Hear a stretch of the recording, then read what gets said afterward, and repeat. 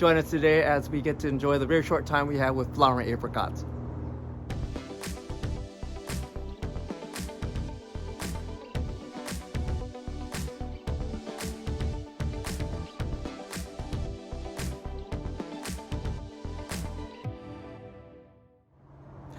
Welcome back, everybody. So in this episode, we're really looking at the very short time we can enjoy flowering apricots or umes we have here. Let me turn this camera around so you guys have a better look at these flowers up close.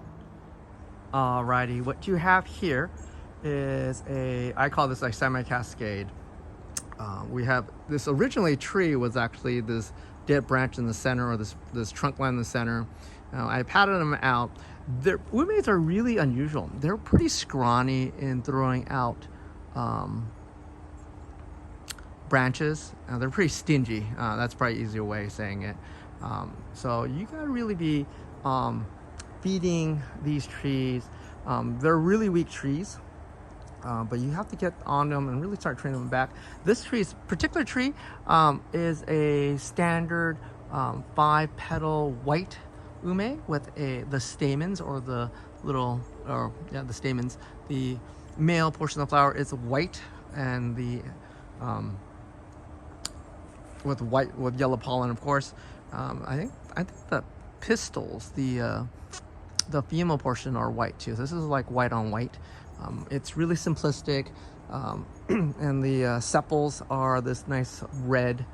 So it has a nice contrast, especially this old bark. You can check out this old bark out. Umes really have a really short time period. I mean, they have about maybe 3 weeks. That particular tree has been flowering for about 2 weeks already, and especially in that heavy rains. I'm doing this quick video just because we just got out of the rains and it's gonna pour again soon, so I'm trying to get this documented for you guys. Here is a Peggy Clark, which is a double pink, if you want to call that double pink. Here's the up close. If I can get that up close for you guys.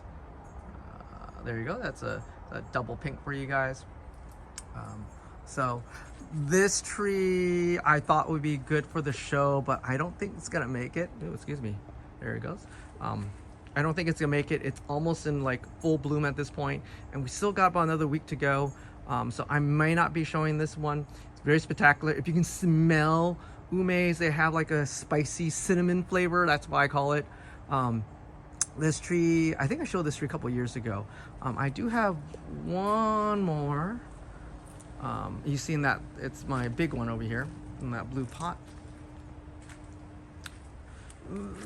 I'm not sure if this guy's gonna make it either. This is also a Peggy Clark. It has that single big trunk down the center line there. It's already starting flowering, especially near the base.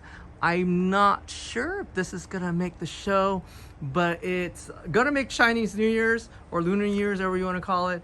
It's gonna work really well.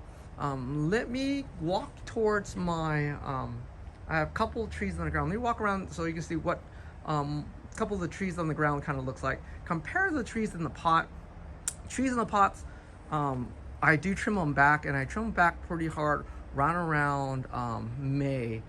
So they're a little shorter. These spikes, I had spikes growing out longer than that. I kept my leader just too strong, so I can kind of thicken that leader up. I had shoots coming out a good 3 feet. Some of them were that long, thick canes. Cut them back around early May. Usually flower buds are set around June. I totally missed it this time. I actually wasn't in town to show you guys the bud formation. I'll probably try to do that this year. So yeah, let me run around my house really quick to show you a couple of trees I have in the ground, and we'll close it from there. I'm not sure you can see that really well. This is a contorted white, and it's a double petal. You can see the petals there. It's a double petal white, very similar to the single white. This one in particular is really unique. I mean, it's contorted. You can see how contorted the branches are, naturally contorted. They will shoot out really straight branches once in a while, and they have these really cool like knuckling on its barkage. So this has been in the ground a couple of years now, and I'm probably leave it in the ground. It's really unusual. It's a really unusual tree. When the the trunk line's all contorted, and most likely be a yard tree. Has the same peppery cinnamon smell or scent to it. Really pretty. I really thought this would be a good bonsai one time, but honestly, these trees are beautiful in the ground. And I have this near the front of my house as it was a gift from Liz and Shiba. It's one of my favorite trees just because it's so unusual. So that's one of them. Let me show you the other one I have. Let me walk around the house for a bit. So this is the back of my house. I actually planted this. Oh, where did this tree come from? You know what? This tree actually came from Glenn Van Winkle. Poor Glenn. He's a long-time bonsai person from Fresno. I got a hold of him one time when I was going looking for people. Actually, he actually sold me this ume. It's actually, I have a second one actually, but this one, its particular is, I grew in the ground for a couple years to kind of see how its growth patterns. This tree never flowered. I mean, honestly, never flowered. You can see now there are flowers produced on it, and it's done well. This has been in the ground 2 years now.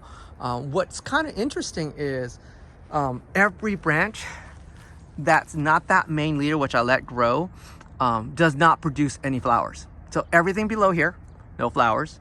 Everything all the way to the top produces flowers. So from that main leader all the way up, from that, pretty much from this midpoint up, produces flowers. So what I'm doing right now is to learn the characteristics of this tree a little better.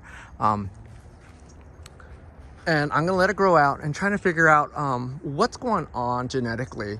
Why does it only produce flowers only at certain branch levels? It's really frustrating. If you're trying to build like a tree and you're hoping it to flower and it doesn't, I mean, you're just spinning your wheels. It doesn't work. So, oh, by the way, this is a double white. See, the double white, just like the contorted, but it's a straight branch. So, not a bad grower. I mean, this is actually pretty strong.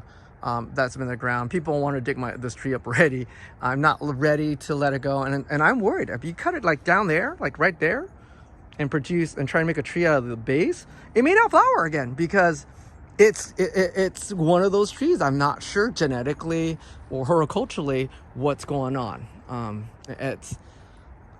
not a ume expert. I wish I was, but I mean, that's what's going on there. So let me show you one of my last trees that doesn't flower, and we can compare kind of the notes there. Oh, by the way, if you not noticed, these things, the branches are really coarse. I mean, they're really coarse, like thick. Compared to the ones that don't flower, they're really dainty. So that's something that I didn't notice over the years of growing this. So let me go show you my last tree, excuse me, and then we'll wrap it up. All right, here's one of my last victims I have, one of my older trees. Again, this, oh wow, it's actually blooming. Let me turn this, wow, I haven't seen this tree in a while, so let me turn the pot around so you can see. So yeah, let me turn the pot around before I speak. So this is my last tree that I have in a pot. I have another tree that I'm experimenting with. I bought, again, this is one of the first trees, umes, I bought from, I think this is Glenn Van Winkle also. But to my surprise, the branching is really really light, just like the branches from the other tree that you saw that doesn't flower.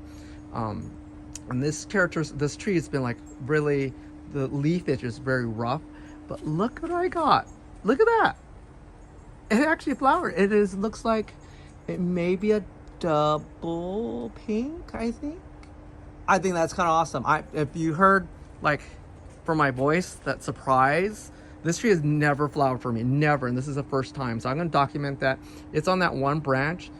If I leave that branch, I'll guarantee that branch will bloom, continues blooming. Everything else won't bloom yet. So I'm going to keep documenting this, but that's something for you to think about. If you're chasing the dream of getting a tree that flowers, make sure it flowers before you buy it, because it may never flower. Like most fruiting trees, it's going to take, has to be mature enough for that tree to actually to bloom. So that gives you a little idea there. Let me turn the camera around. Let me do some closing remarks, and then yeah. Well, if you guys are lucky enough to have an ume, leave it in a comment. Tell me some of your stories of like where do you got it, how's it growing in your environment, because they're pretty temperamental, I think. But you know, it's the spectacularness that they have, especially like the beginning of the year when everything has lost its leaf. It's really amazing. If you have one, my suggestion, leave it on the ground until it blooms. At least you know what branch blooms, so you can work with that tree. And then if you want to repot, I'm not going to repot any of the trees this year. Oh, except that guy back there. That was actually dropped in the last windstorm. I kept it in that pot for a while. But if you want to repot, this is actually once after it flowers, or right before flowers is not a bad time for it to be repotted. Surprisingly or not, they're pretty tough actually. And then if you're looking for a pot, something glazed. By the way, this is a pretty special pot. It's one of those Chinese Canton pots with the ume in the front. So it's kind of like a double ume for me. But yeah, that's pretty much it. These guys are pretty low key.